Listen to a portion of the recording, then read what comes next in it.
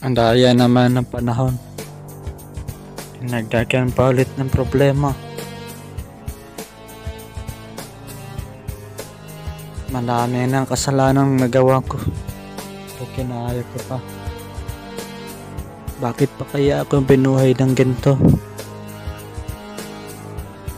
Okay lang sana. Lahat ng kahirapan. Gusto walang problema. Pero ngayon, anong nangyari na? Iniwasan na ba ako? Iniwasan na ako ng bathala. Baka balang araw, hindi ko na ito kakayanan. Dahil masama ang ugali. Kailang